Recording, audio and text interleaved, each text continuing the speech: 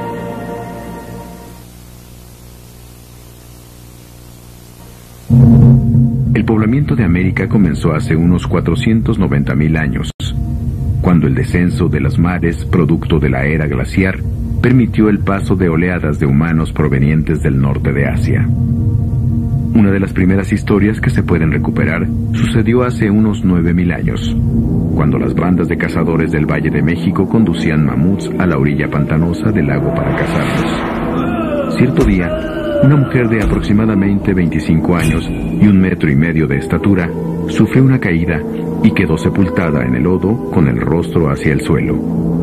En los libros, esta mujer es recordada como el hombre de Tepexpan. Miles de años pasaron para que los cazadores y recolectores nómadas se asentaran en aldeas y lograran domesticar el maíz, el frijol, el guaje y el zapote. Hace unos 5.000 años surgieron muchas de las características de los pueblos mesoamericanos. Se domesticó el perro, comenzó el uso del metate y se domesticó a la gran calabaza, con cuyas semillas se prepara desde entonces el pipián, característico de los pueblos de esta región. Incluso hay vestigios que permiten afirmar que en aquel tiempo se iniciaron el culto a los muertos y los sacrificios humanos.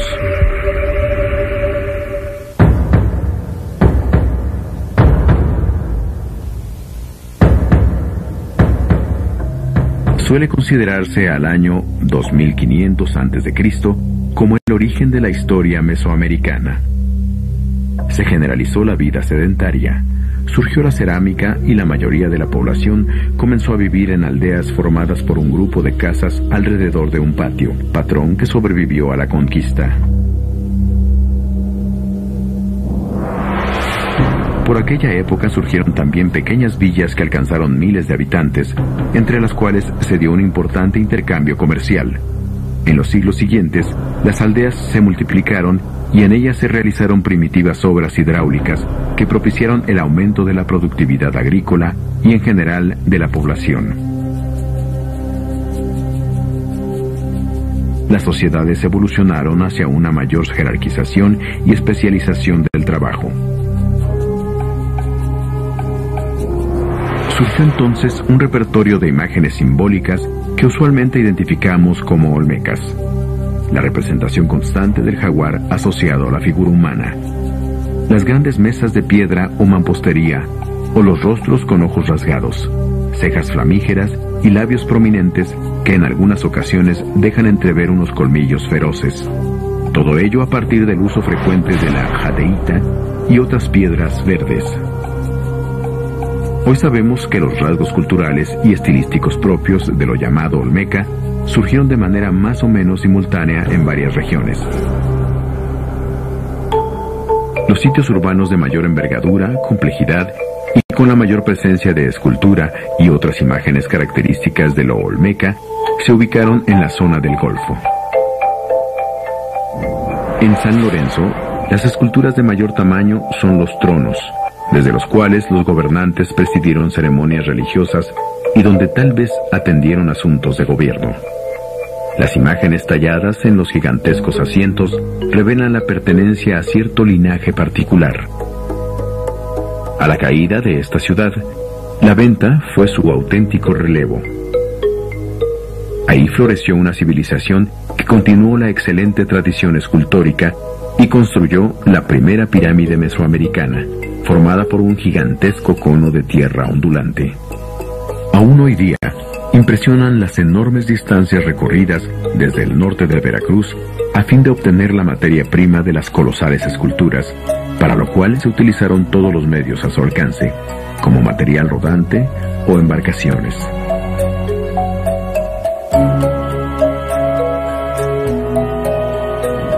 A pesar de tal desarrollo, no hay datos para afirmar que las culturas asentadas en el territorio mesoamericano estuvieron bajo el dominio de esta metrópoli, pues cada sitio tiene particularidades que hacen pensar en un desarrollo propio. Parece que los rasgos estilísticos compartidos son producto del intenso intercambio comercial, cuyas huellas aparecen en lugares tan distantes del Golfo como la costa del Pacífico. Tal homogeneidad se diluyó a partir del año 500 a.C., cuando al parecer, por un acuerdo entre los diversos grupos que habitaban el valle de Oaxaca, surgió Monte Albán. Monte Albán era una montaña pedregosa, sin agua y deshabitada, pero su posición estratégica en el centro del valle, desde donde se dominaba la vista de todo alrededor, favoreció su construcción. En su momento de esplendor, la ciudad tuvo más de 15,000 habitantes. Sus primeros edificios dieron cuenta de la intensa actividad militar que la distinguió. El de los danzantes, por ejemplo, estaba rodeado de estelas con figuras desnudas y con las vísceras expuestas que seguramente representaban cautivos sacrificados y que, en conjunto, denotaban una lista de pueblos sometidos. La exaltación pública de la victoria militar se repite en diversos sitios influidos por Monte Albán y da cuenta de la importancia que para estas culturas tuvo la guerra en la cual seguramente se basó su florecimiento. De manera simultánea, en el Valle de México floreció Cuicuilco. Aunque el desarrollo urbano actual y la capa de lava que cubrió el sitio dificultan las investigaciones, es claro que Cuicuilco no es solo una gigantesca pirámide de base circular, pues las grandes dimensiones de lo que fue aquel centro ceremonial hacen pensar en una importante zona urbana y un nivel de desarrollo único para su momento. Sin embargo, tras una erupción del Xitle, el sitio comenzó a despoblarse en el año 50 a.C. y fue abandonado completamente unos 100 años más tarde.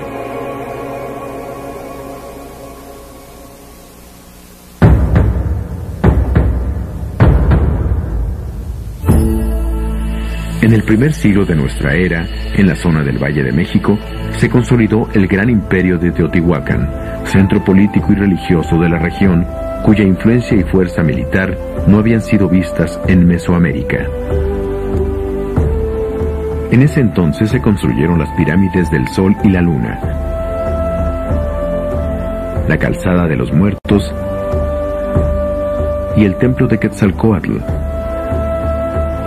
y se inició la etapa urbana de una ciudad que llegó a ocupar una superficie de 20 kilómetros cuadrados. Durante más de 400 años, la civilización alcanzó un amplio desarrollo, una compleja organización política y una prosperidad generalizada.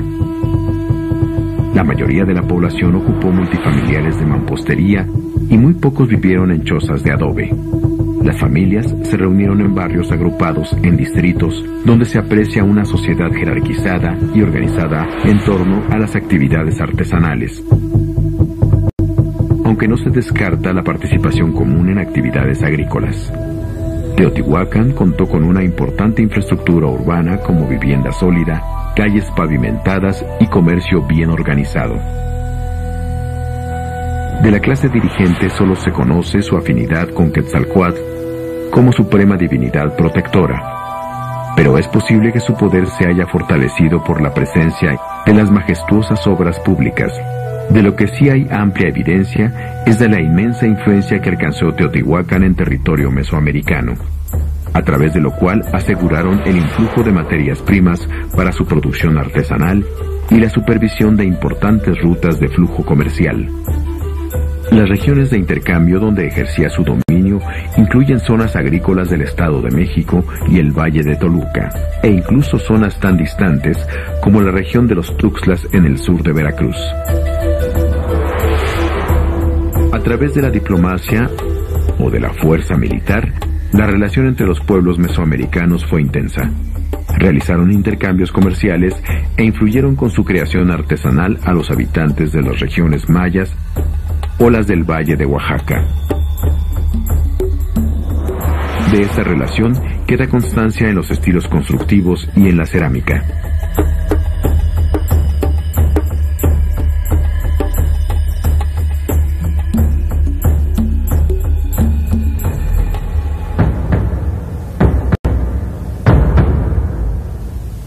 Entre el año 600 y el 700, cesó la influencia teotihuacana en los territorios controlados en los siglos anteriores.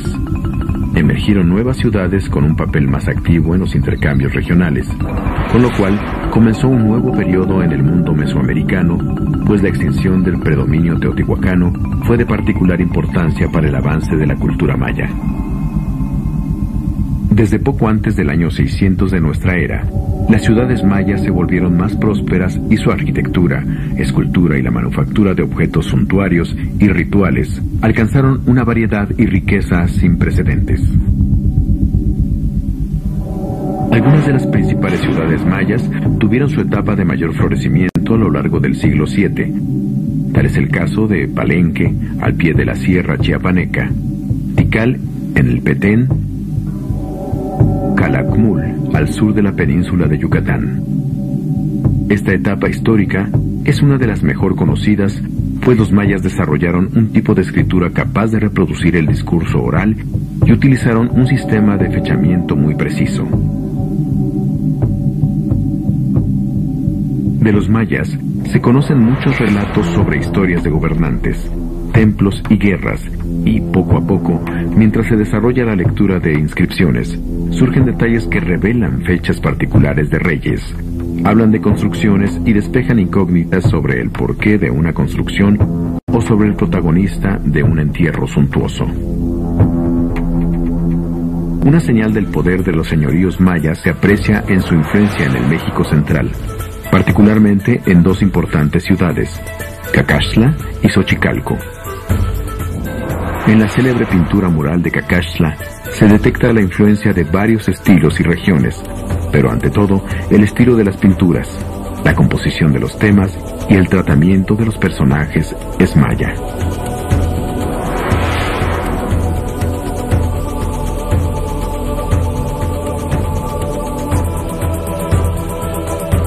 De igual modo, aunque en Xochicalco la suma de estilos revela un repertorio aún mayor de contactos con otras élites, el estilo constructivo general de la ciudad solo se explica por un amplio conocimiento del arte maya. Pero la hegemonía teotihuacana de siglos anteriores nunca fue sustituida.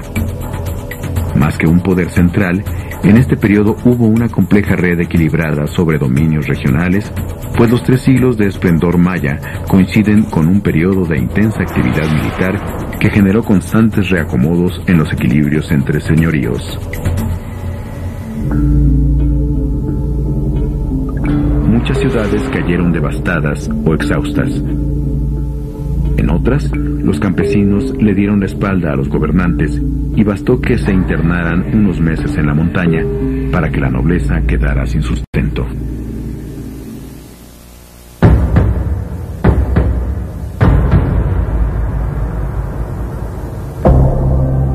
A partir del año 900, las ciudades protagonistas de los siglos anteriores quedaron deshabitadas y comenzó una nueva etapa marcada por una intensa migración de bandas de cazadores venidas del norte conocidas como chichimecas. El conflicto permanente y la beligerancia de los advenedizos norteños pusieron a la guerra en el centro de la vida pública. los guerreros se invistieron de atributos religiosos. Las batallas se emprendieron en nombre de los dioses y los sacrificios humanos practicados después de las contiendas se concibieron como necesarios para el funcionamiento del orden cósmico. La ciudad más importante de este periodo fue Tula, en el actual estado de Hidalgo.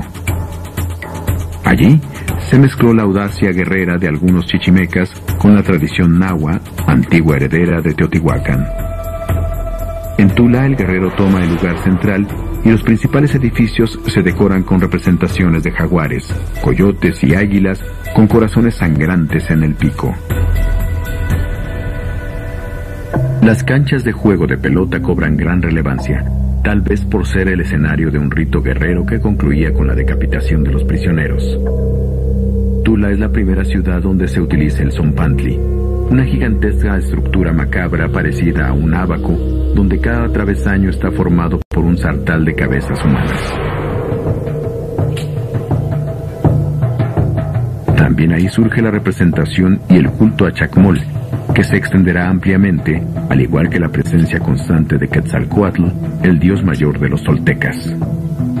Tula tuvo un gran peso político que le permitió dominar amplias rutas comerciales a lo largo del territorio mesoamericano y convertirse en la gran fuerza de la época. Su presencia se ha detectado desde la zona maya en la península yucateca hasta en regiones de Nuevo México.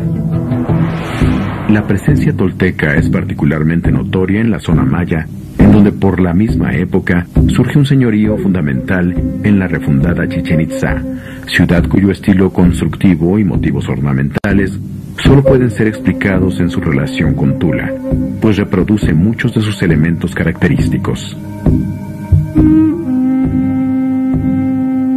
Chichén Itzá fue la ciudad más poderosa de la península hasta 1300 y su fama llegó incluso hasta la conquista. A pesar de su dimensión bélica, las ciudades toltecas alcanzaron un alto grado de desarrollo urbano, civilización y sabiduría y religiosidad. Hacia el año 1200, los mexicas, uno de los pueblos meridionales de la gran metrópoli que era entonces Tula, comenzaron una migración que los llevaría a ocupar la zona lacustre del Valle de México.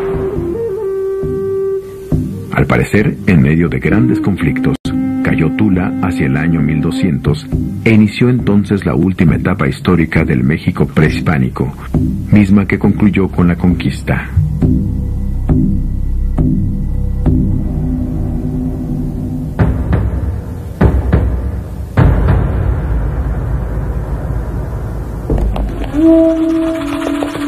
En vísperas de la conquista española, el Valle de México vivió una etapa de florecimiento urbano formidable.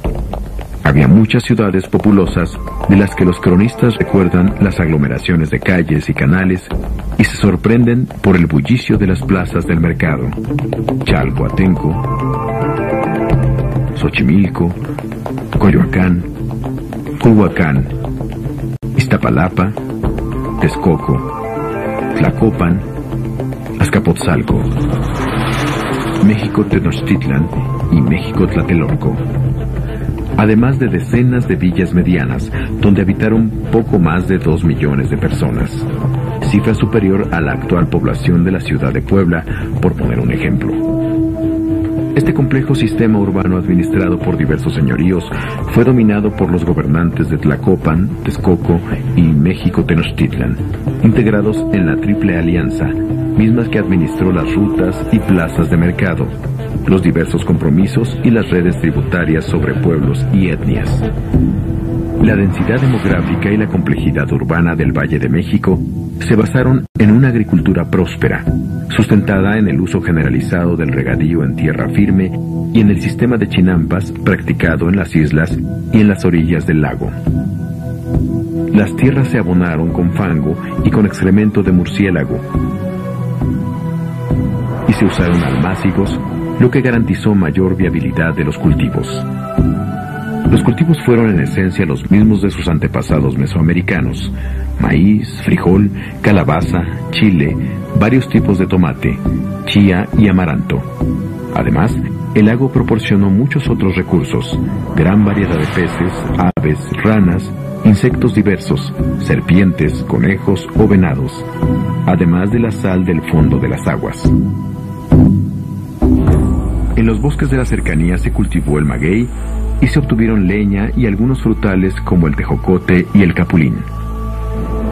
Esta sociedad tuvo una compleja organización estratificada donde se dio la división entre nobles y gente común o macehuales. A su vez, entre los macehuales existieron diversos grupos, como los artesanos, quienes tuvieron menos obligaciones que el resto, y los mercaderes, quienes también vivieron cierto estado de excepción al fungir como espías, dado el conocimiento que tenían de otras ciudades donde intercambiaron mercancías. Los campesinos se dividieron entre los que trabajaron la tierra colectiva de los calpulis, que podían considerar casi propia, y quienes laboraron en una tierra concedida a algún noble y cuyas obligaciones y tributos eran aún mayores.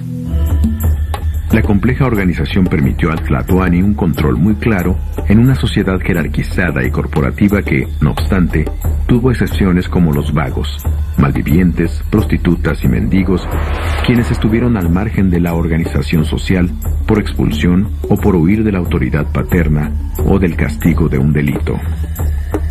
Los mexicas se distinguieron por el frenesí con el que practicaron el sacrificio humano en diversas modalidades. Algunos días se sacrificaba a cientos de bebés para agradar al dios Tlaloc. En una fecha especial se sacrificaba a una anciana y un sacerdote recorría las calles y plazas con la cabeza sujeta por el cabello. La herida, el desmembramiento y la muerte fueron constantes en Tenochtitlan y otras ciudades vecinas. Para sobreponerse a estas escenas, la población participó en diversiones públicas catárticas como juegos callejeros, comedias ridículas y ritos chuscos como el palo encebado.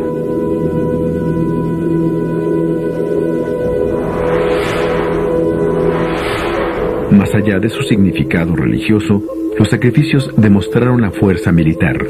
Por ejemplo, luego de la campaña militar contra la Huasteca, miles de prisioneros fueron sacrificados tras hacer filas de 4 días y 4 noches al pie de 4 templos.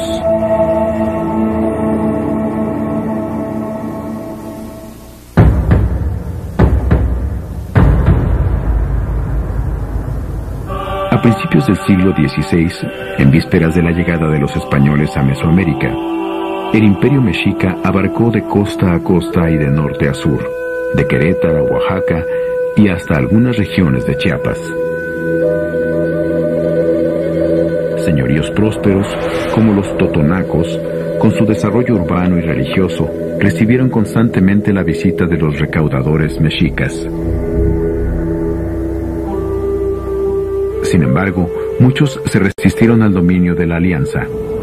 En Michoacán, los tarascos defendieron su territorio y formaron una frontera infranqueable, mientras los huastecos se declararon insumisos y muchos otros pueblos se defendieron tenazmente del dominio mexica. La región maya se mantuvo independiente y los diversos señoríos de la península yucateca jamás sufrieron acoso de la Triple Alianza del centro de México. Y sin embargo, la mesa estuvo puesta para las alianzas dadas con el arribo del conquistador. Desde el arribo de Cortés a Yucatán hasta la conclusión del sitio de Tlatelolco y la captura de Cuauhtémoc, muchos señoríos se unieron a las filas del ejército conquistador tras ser derrotados en combate o celebrar acuerdos.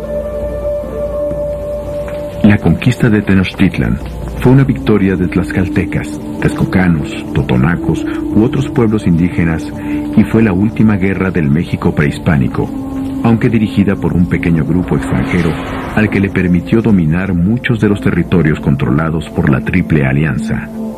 Pero la conquista definitiva de los pueblos mesoamericanos fue una tarea más larga que tomó, en muchos casos, siglos.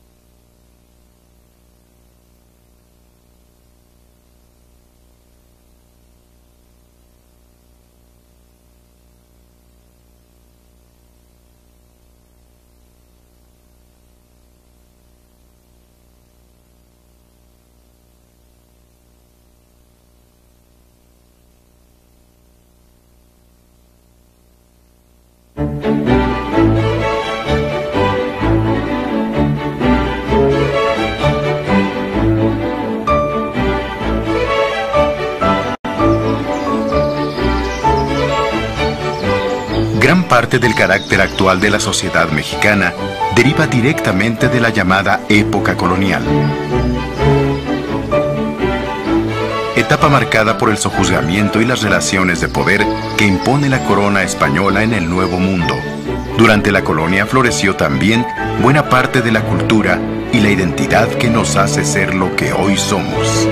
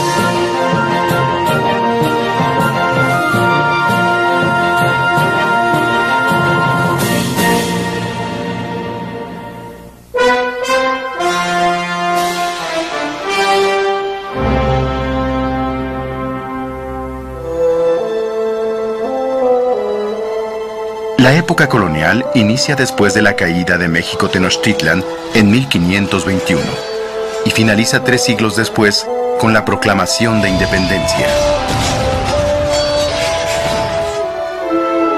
Este periodo, el segundo en la historia de México, abarca los años de la dominación española en los que, bajo el nombre de Nueva España, el país adquiere cohesión política.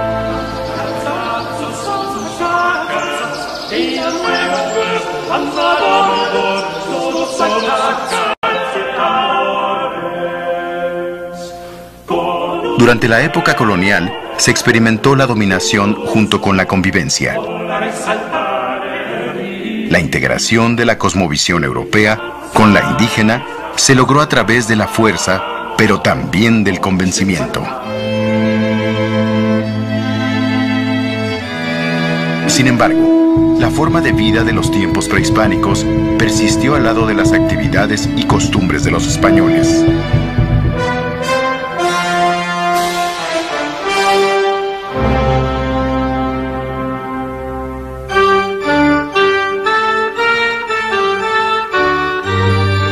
Al finalizar el siglo XV, el anhelo de los reyes de Castilla por participar de manera más activa en los circuitos comerciales que por entonces comenzaban a gestarse desde Europa, los llevó a financiar en 1492 el viaje de Cristóbal Colón en busca de la India.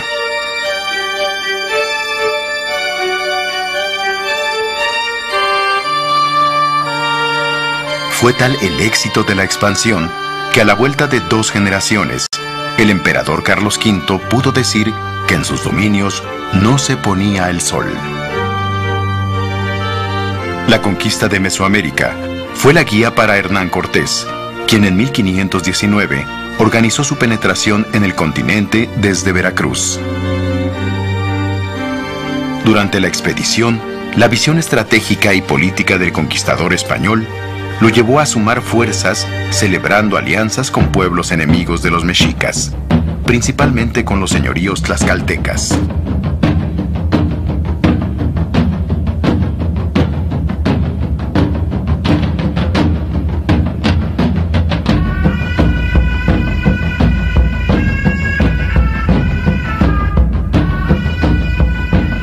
La entrada pacífica de los españoles a México Tenochtitlan se convirtió en una franca ocupación armada.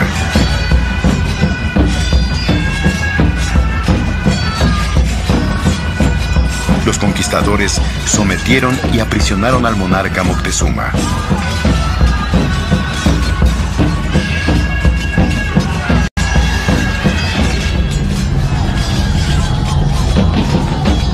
La integridad política de la Triple Alianza comenzó a fracturarse. mismo tiempo, no obstante, se generó un movimiento de resistencia que logró expulsar a los españoles y a sus aliados, culminando en el episodio de la Noche Triste.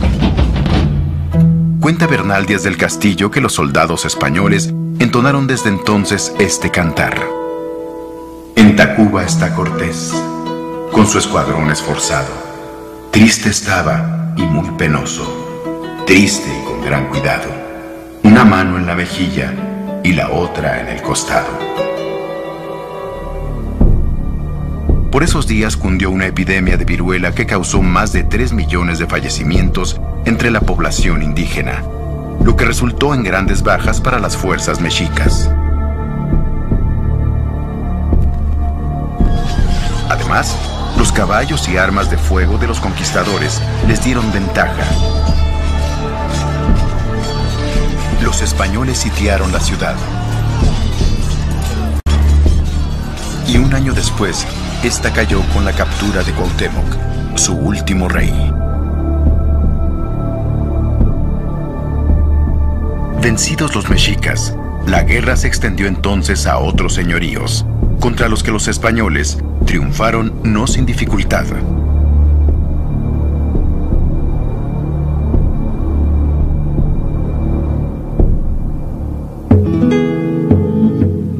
Una relación de dominio se estableció entre los españoles y cada uno de los señoríos, que eran más de 500. Mediante el sistema de la encomienda, cada señorío se adjudicó a un conquistador, quien se hacía cargo de cobrar los tributos que antes detentaban los nobles mexicas.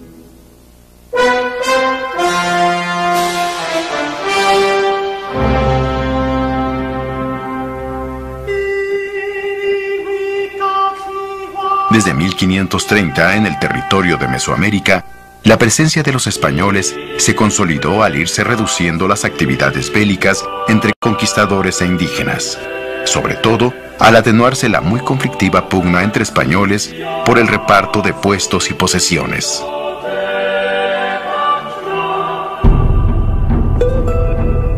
Igualmente, el poder del monarca español se reafirmó con el desplazamiento de los conquistadores de los cargos importantes del gobierno novohispano y la ocupación de estos por funcionarios letrados venidos de la península.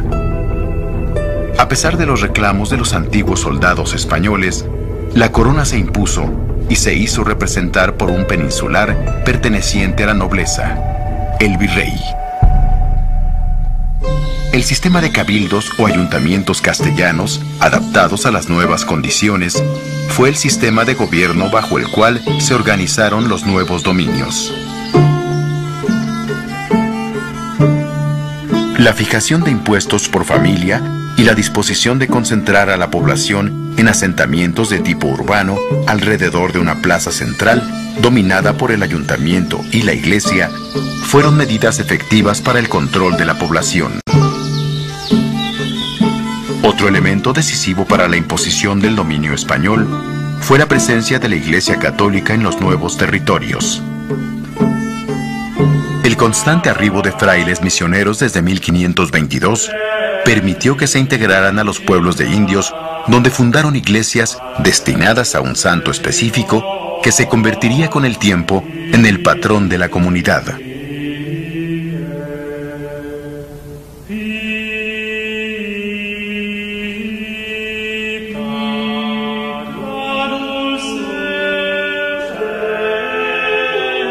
Amén del adoctrinamiento que permitió que las nuevas generaciones vivieran el cristianismo como algo natural, los religiosos realizaron labores de difusión y rescate cultural y lingüístico que permanecen como fieles testigos de esta época histórica.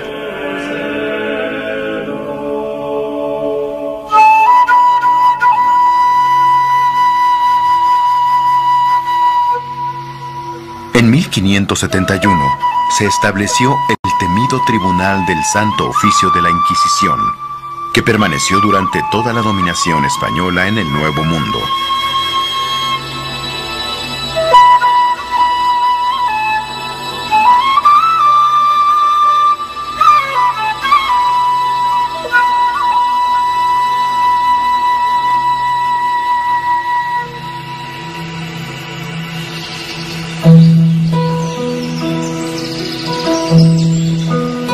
Fue por esos años cuando los frailes concluyeron sus espléndidas obras arquitectónicas y las manifestaciones artísticas asociadas a ellas, y en las cuales ya se observaban ricas expresiones de la mezcla de culturas.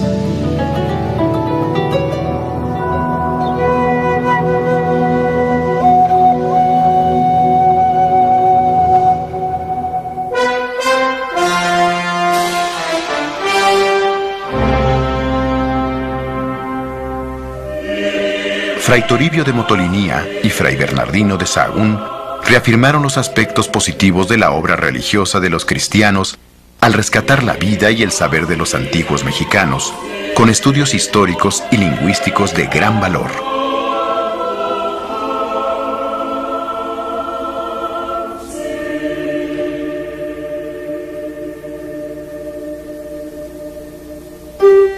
Surgió el mestizaje, tanto en lo biológico como en lo cultural. Además, se llevó a cabo la introducción de actividades nuevas en el contexto mesoamericano, como la ganadería, la cría del gusano de seda, la explotación de minas de plata y la siembra de trigo y caña de azúcar. La Nueva España ingresaba a los circuitos mundiales de intercambio, mientras la corona española pudo concretar su sistema de gobierno en tierras mexicanas alrededor de 1600. Estaba emergiendo un proyecto de país que recordaba y diferenciaba al que los ibéricos habían dejado atrás en Europa.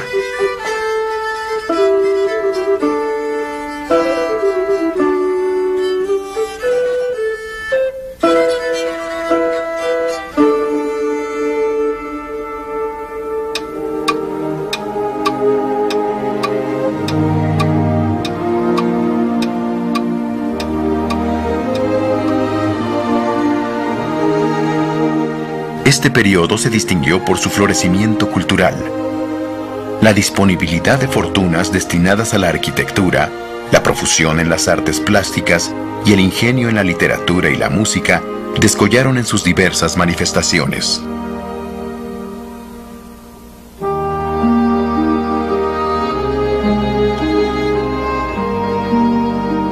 Desde el segundo cuarto del siglo XVII, y aunque la religión dominaba el panorama cultural, se produjeron obras tan significativas como las de Sor Juana Inés de la Cruz, con un aliento poético que se puede igualar a los de los grandes literatos del siglo de oro español.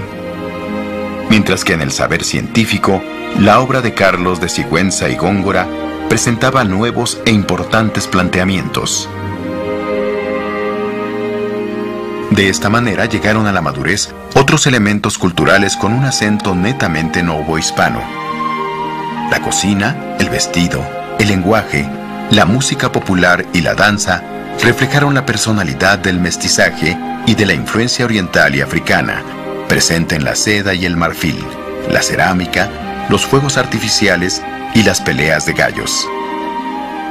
La identidad característica de la Nueva España se manifestó con transparencia en la práctica de varios cultos religiosos de carácter mariano, pero ninguno poseyó el enorme significado otorgado a la Virgen de Guadalupe, sobre todo a partir de 1648, cuando su veneración se expandió desde su santuario original.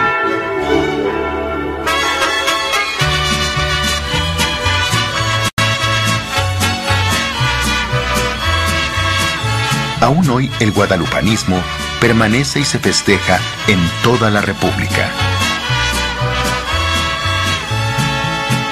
Desde el cielo una hermosa mañana, desde el cielo una hermosa mañana, la guadalupana, la guadalupana, la guadalupana va pa'l Tepeyac, la guadalupana. Hacia la mitad del siglo XVIII, Nueva España era ya un país con identidad propia, no obstante su carácter colonial. Identidad que habría de cristalizar en el México independiente. Estos esfuerzos por dotar al país de una identidad auténtica eran llevados a cabo por una reducida élite que apenas sobrepasaba el número de 1000 personas. Sin embargo, las identidades más consolidadas tenían lugar en los sentimientos regionales, en la individualidad de los pueblos que, aunque fragmentarios, aún constituían el núcleo básico de la vida social y cultural.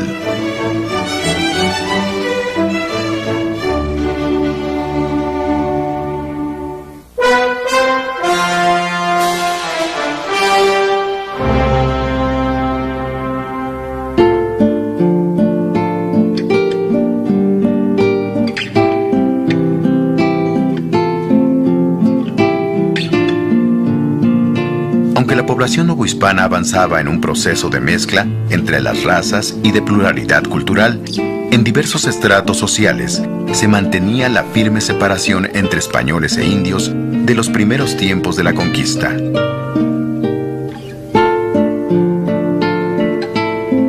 La corona influyó en este panorama de manera directa, ejerciendo una política cada vez más alejada de una legitimidad sustentada en la justicia y volcada en la reafirmación de su poder y de su apetito fiscal. Así, desde diferentes aspectos de la existencia del país, se evidenciaban alternativamente rasgos tanto de integración como de dispersión. Con la venta de cargos políticos, las familias novohispanas tuvieron además mayores posibilidades de intervenir directamente en los asuntos del gobierno.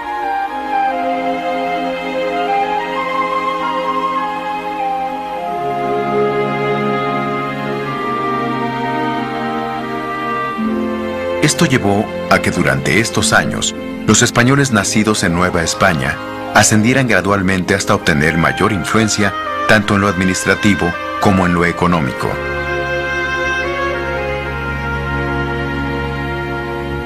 La incapacidad de España para limitar y gobernar a estos americanos les dio una enorme libertad de acción.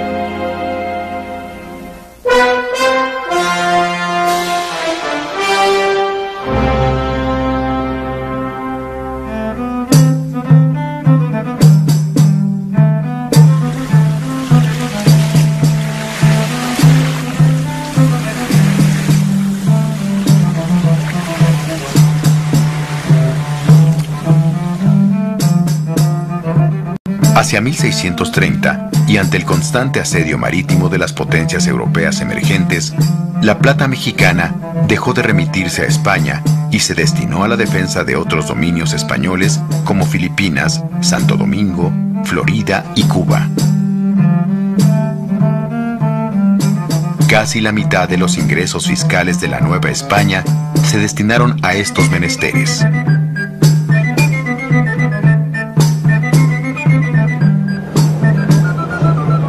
La economía iba adquiriendo rasgos señaladamente locales, gracias sobre todo al surgimiento y conformación de un mercado libre, independiente de la práctica tributaria y dirigida a la empresa agrícola en la que se amasaron grandes fortunas.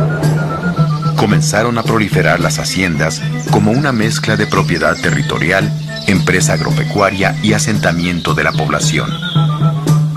La gente de los pueblos de indios acudía a ellas para trabajar libremente y sacudirse el yugo del tributo.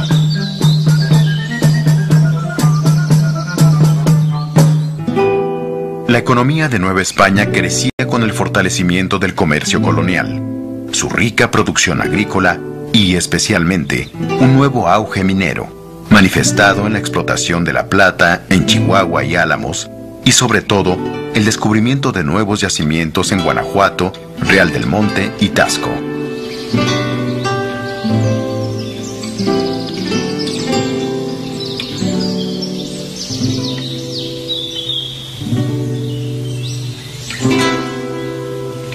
Pero ni esta inagotable riqueza sirvió para detener la crisis de los monarcas.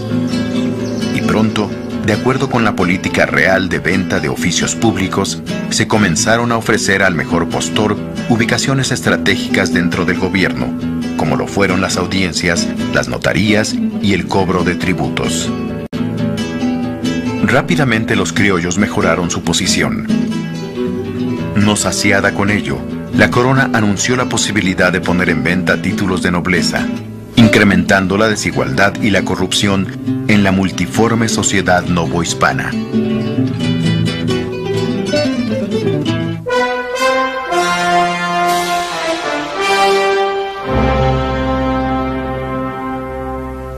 el ámbito internacional, las actividades bélicas de los ingleses, franceses y holandeses lograron tomar el Caribe. Sus piratas atacaron Veracruz y Campeche hacia 1684. Estos acontecimientos, junto con la fundación de la Luisiana por los franceses y la toma de Jamaica por los ingleses, amenazaron zonas de influencia del imperio y delataban la decadencia del poder político español y el encumbramiento de otras potencias europeas. En este contexto, el futuro de Nueva España durante el siglo XVIII dependía de la llegada al trono de un heredero de la Casa de los Borbones que gobernaban Francia, en sustitución de la dinastía de los Habsburgo de Austria. Inspirado en el llamado despotismo ilustrado, el nuevo rey de España, Carlos III, llevó a cabo un sinnúmero de ajustes y modificaciones con la finalidad de sustituir la burocracia colonial por considerarla ineficiente y corrupta. Pero sobre todo, planteó nuevas y más severas formas de captación de impuestos que dañaron profundamente la economía e hicieron surgir el resentimiento de los novohispanos hacia el gobierno del Borbón. La población de la Nueva España hacia 1750 estaba conformada por menos de 20.000 españoles peninsulares que gobernaban a 4,5 millones de habitantes, la mitad de estos ligados a pueblos de indios y el resto compuesta por criollos, mestizos y mulatos.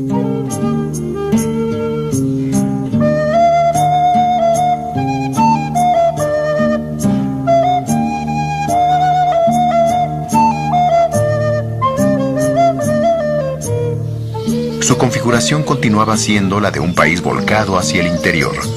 La economía, las comunicaciones, la cultura, las manifestaciones artísticas se agrupaban en el altiplano central de México.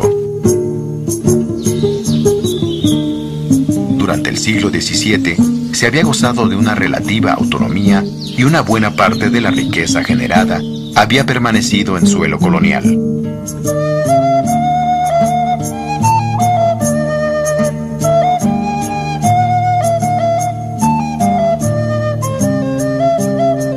Las reformas de la corona presagiaban cambios políticos y la sustracción de estas fortunas para tierras españolas.